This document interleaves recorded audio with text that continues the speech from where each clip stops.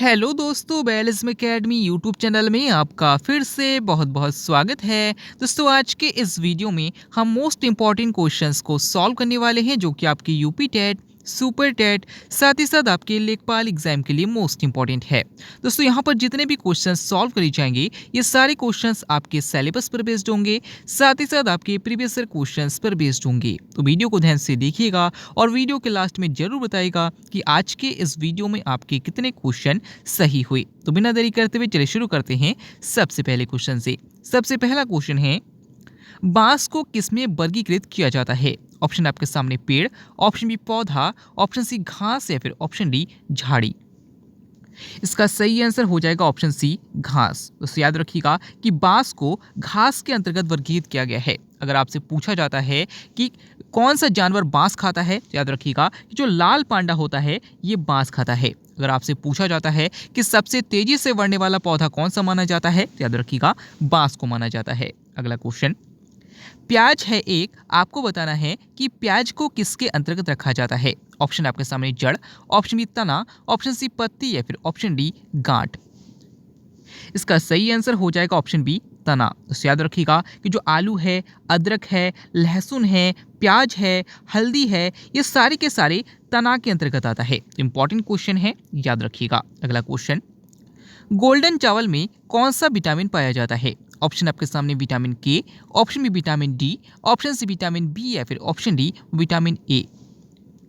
इसका सही आंसर हो जाएगा ऑप्शन डी विटामिन ए। तो याद रखिएगा कि गोल्डन राइस में विटामिन ए पाया जाता है। अगर आपसे पूछा जाता है कि चावल को धोने पर कौन सा विटामिन नष्ट हो जाता है, तो याद रखिएगा विटामिन बी1 नष्ट हो जाता है। अगला क्वेश्चन, हमारी छोड़ी हुई सांस में कार्बन डाइऑक्साइड की मात्रा कितनी होती है? ऑप्शन आपके सामने है 4%, ऑप्शन बी 10%, ऑप्शन सी 9% या फिर ऑप्शन डी 40%।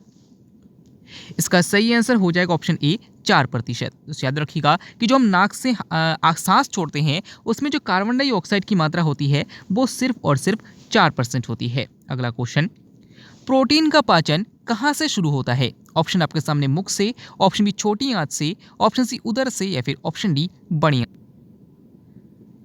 इसका सही आंसर हो जाएगा ऑप्शन बी छोटी आंत। दोस्तों, याद रखिएगा कि प्रोटीन का पाचन छोटी आंत से प्रारंभ हो जाता है। लेकिन अगर आपसे पूछा जाता कि भोजन का पाचन कहाँ से प्रारंभ होता है, तो याद रखिएगा मुख से होता है। अगला क्वेश्चन, सर्वदाता रुधिर वर्ग कौन सा है? ऑप्शन आपके सामने है blood group A, option B blood group B, option C blood group A B या फिर option D blood group O.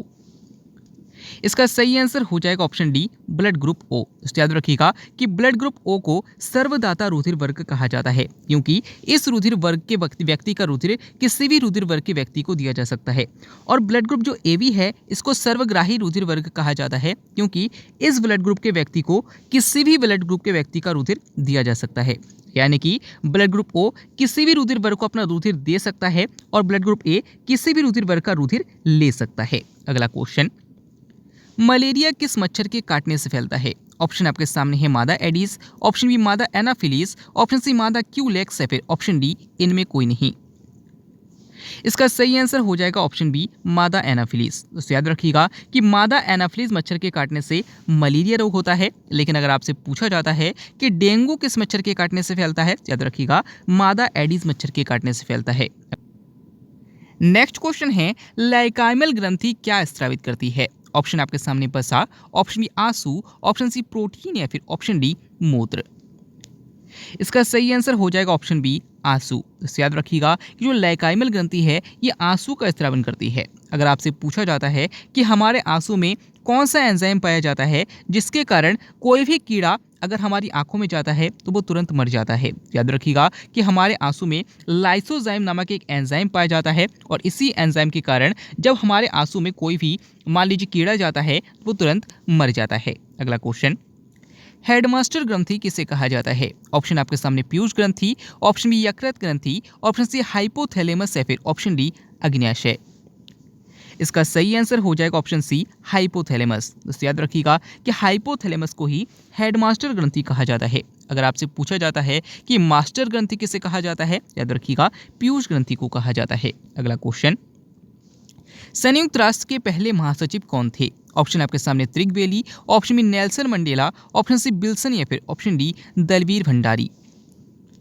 इसका सही आंसर हो जाएगा ऑप्शन ए त्रिगवेली। तो याद रखिएगा कि संयुक्त राष्ट्र के पहले महासचिव त्रिगवेली थे और वर्तमान में कौन है? तो याद रखिएगा वर्तमान में एंटोनियो गुटेरस है। अगला क्वेश्चन, तेलंगाना स्थापना दिवस कब मनाया जाता है? ऑप्शन आपके सामने 24 जनवरी, ऑप्शन बी 2 जून, ऑप्शन सी 25 दिसंबर या फिर ऑप्शन डी 25 मई।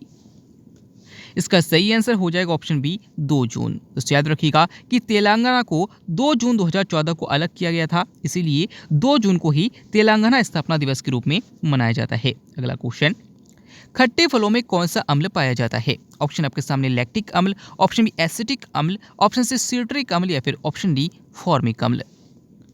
इसका सही आंसर हो जाएगा ऑप्शन सी सिट्रिक अम्ल। तो याद रखिएगा कि खट्टे फलों में सिट्रिक अम्ल पाया जाता है, जैसे कि जो नींबू होता है, नींबू में भी सिट्रिक अम्ल ही पाया जाता है। अगर आपसे पूछा जाता है कि दूध में कौन सा अम्ल पाया जाता है, तो लैक्टिक अम्ल पाया जाता है। अगर आपसे पूछा जाता है कि चींटियों में कौन सा अम्ल पाया जाता है, तो फॉर्मिक अम्ल पाया जाता है। और अगर आपसे पूछा जाता है कि सिरके में कौन सा अम्ल पाया जाता है, याद रखिएगा एसिटिक अम्ल पाया जाता है। अगला क्वेश्चन, भारत का अंतिम परमाणु ऊर्जा संयंत्र कौन सा है? ऑप्शन आपके सामने नरौरा, ऑप्शन बी रावत भाटा, ऑप्शन सी काकरापार या फिर ऑप्शन डी कुडनकुलम।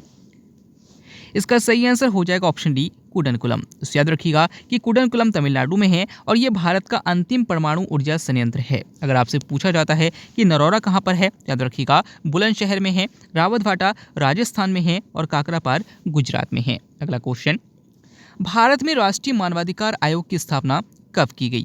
ऑप्शन आपके सामने 1990, ऑप्शन बी 1993, ऑप्शन सी 2000 या फिर ऑप्शन डी 2005।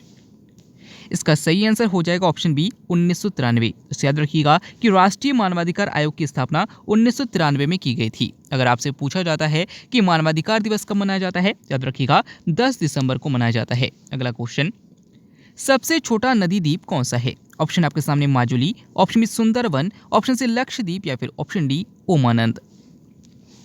इसका सही आंसर हो जाएगा ऑप्शन डी उमानंद। तो याद रखिएगा कि जो उमानंद नदी द्वीप है ये विश्व का सबसे छोटा नदी द्वीप है। लेकिन अगर आपसे पूछा जाता है कि विश्व का सबसे बड़ा नदी द्वीप कौन सा है, तो याद रखिएगा माजुली नदी द्वीप है। अगला क्वेश्चन, नेक्स्ट क्वेश्चन है, पादपों में अधिकांशतः रोग किससे फैलता है? ऑप्शन आपके सामने जीवाणु, ऑप्शन बी कवक, ऑप्शन सी विषाणु या फिर ऑप्शन डी प्रोटोजुआ। इसका सही आंसर हो जाएगा ऑप्शन बी कवक। तो याद रखिएगा कि जितने भी पौधे होते हैं उसमें अधिकांशतः जो रोग होता है वो कवक की वजह से यानी कि फंजाई की वजह से फैलता है। अगला क्वेश्चन, जीवन रक्षक हार्मोन किसे कहा जाता है? ऑप्शन आपके सामने insulin, option B adrenaline, option C oxytocin या फिर ऑप्शन डी ग्लूकागॉन।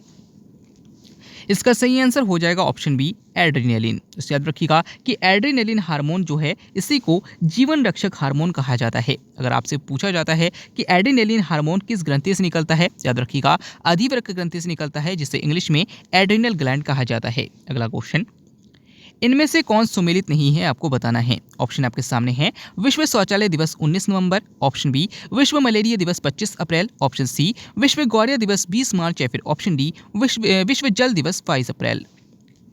इसका सही आंसर हो जाएगा ऑप्शन डी विश्व जल दिवस 22 अप्रैल। तो याद रखिएगा कि विश्व शौचालय दिवस 19 नवंबर को मनाया जाता है, बिल्कुल सही है। विश्व मलेरिया दिवस 25 अप्रैल को मनाया जाता है, बिल्कुल सही है। विश्व गौर्य दिवस 20 मार्च को मनाया जाता है, बिल्कुल सही है। लेकिन जो विश्व जल दिवस है इसे 22 अप्रैल को नहीं मनाया जाता बल्कि 22 मार्च को मनाया जाता है। अगला क्वेश्चन, क्विक सिल्वर किसे कहा जाता है? ऑप्शन आपके सामने ब्रोमीन, ऑप्शन बी पारा, ऑप्शन सी तांबा या फिर ऑप्शन डी फास्फोरस। इसका सही आंसर हो जाएगा ऑप्शन बी पारा। तो याद रखिएगा कि पारा को ही क्विक सिल्वर कहा जाता है। अगर आपसे पूछा जाता है कि एकमात्र द्रव धातु कौन सा है, तो याद रखिएगा पारा है। और अगर आपसे पूछा जाता है कि एकमात्र द्रव अधातु कौन सा है, तो याद रखिएगा ब्रोमीन है। अगला क्वेश्चन, मानव शरीर का सैनिक किसे कहा जाता है? ऑप्शन आपके सामने है RBC, option B WBC, option C platelets या फिर ऑप्शन डी प्लाज्मा। इसका सही आंसर हो जाएगा ऑप्शन बी डब्ल्यूबीसी। तो याद रखिएगा कि मानव शरीर का सैनिक डब्ल्यूबीसी को कहा जाता है क्योंकि यही हमारे शरीर में रोगों से प्रतिरक्षा प्रदान करता है। अगला क्वेश्चन, हरा प्रोटोजुआ किसे कहा जाता है? ऑप्शन आपके सामने amoeba, option B hydra, option C euglena या फिर ऑप्शन डी पैरामीशियम।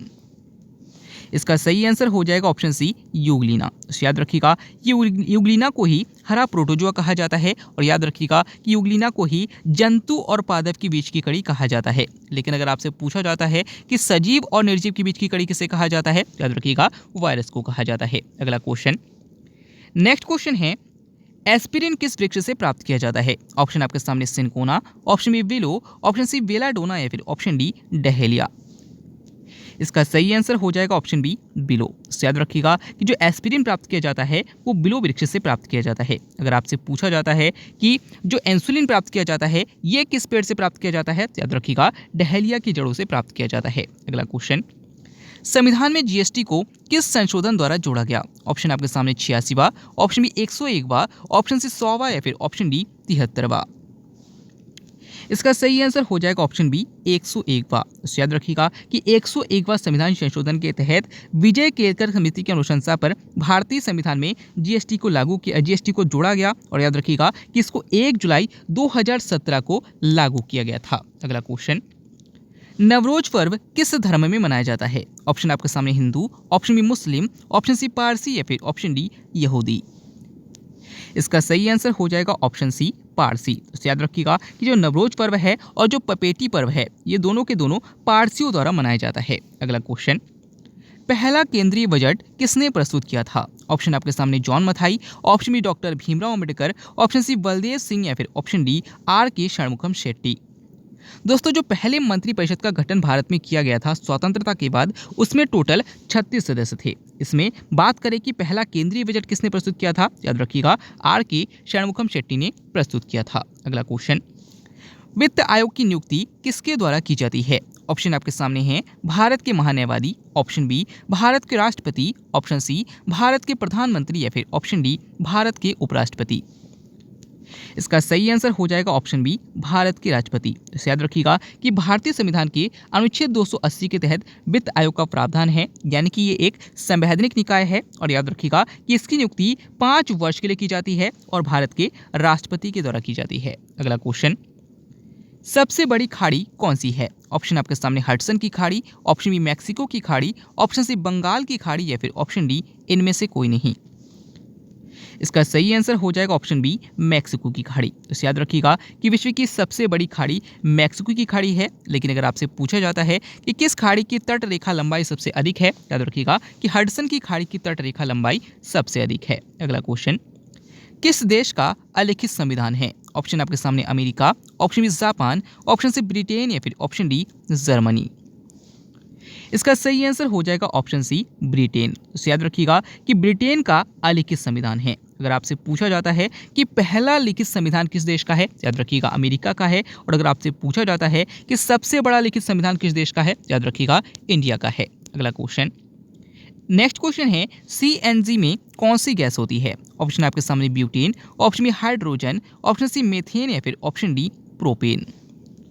इसका सही आंसर हो जाएगा ऑप्शन सी मीथेन। तो याद रखिएगा जो सीएनजी है इसका फुल फॉर्म होता है कॉम्प्रेस्ड नेचुरल गैस, यानी कि संपीड़ित प्राकृतिक गैस। और याद रखिएगा कि इसमें मीथेन गैस उपस्थित होती है। अगला क्वेश्चन, विश्व पर्यटन दिवस कब मनाया जाता है? ऑप्शन आपके सामने 27 सितंबर, ऑप्शन बी 5 दिसंबर, ऑप्शन सी 9 अक्टूबर या फिर ऑप्शन डी 10 दिसंबर।